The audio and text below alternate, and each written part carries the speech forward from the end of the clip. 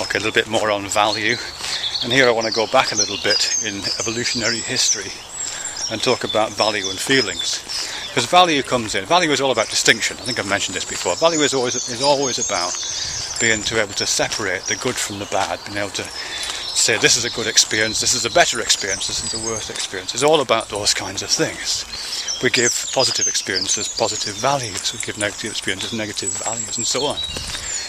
And that originates in our felt sense, I would say. And I'm saying this because, although we tend to think of ourselves as thinking creatures who've got these feelings, the evolutionary evidence is that we're not that at all. We're not. This is Antonio Damasio's phrase. We're not thinking creatures that feel. We're feeling creatures that think. Before we had this thinking stuff, and certainly a long time before we had this language stuff and the ability to codify things like values into words and rules and systems of law and etiquette and logic and all those kind of things. Before we could do that, we could still feel values.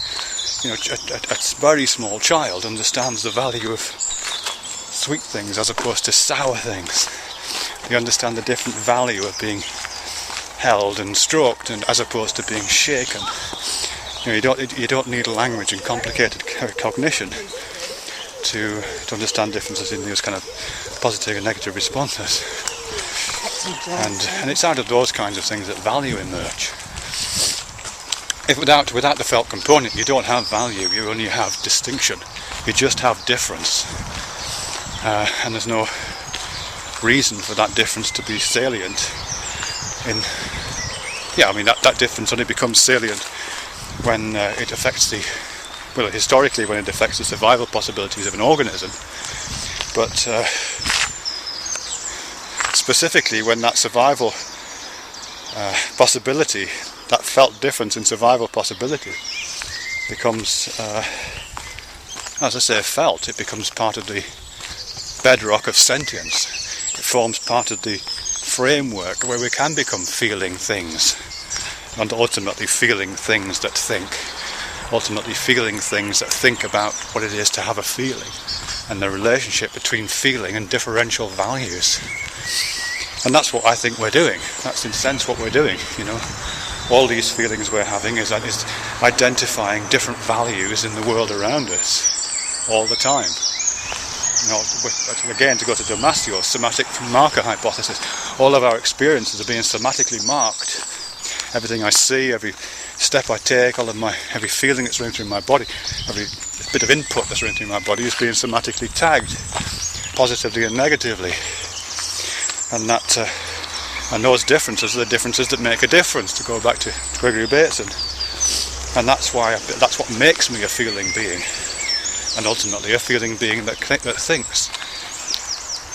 So value and the origins of feeling are completely intertwined. And without the origins of feeling, you don't have the origins of thinking as we know it. The best you can do without that is calculation or something. So, and Phoebe can do it too. She's a feeling being who's not sure if she thinks. Well, she doesn't really think an awful lot, but she's certainly a feeling being. Yeah, look at her valuing things. Look, you can see their difference. They're engaged in valuation processes the whole time, and those evaluation processes coursing through her body, entering as inputs into her brain, being represented presumably as something like weightings and connectionist networks and activation patterns and assemblies, is what's making her a being, really, a sentient being. She's a feeling being, doing the basics of thinking. And she's capable of holding values.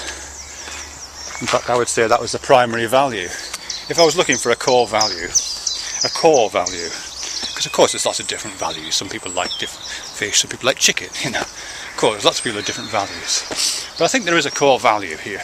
And I would say the core value, which just doesn't sound too circular, the core value is the ability to hold values.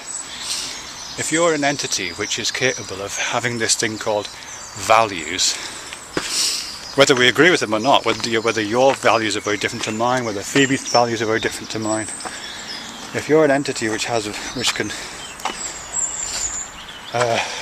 do the value thing, make decisions based on felt component of sensory engagement, then we are kin, I think.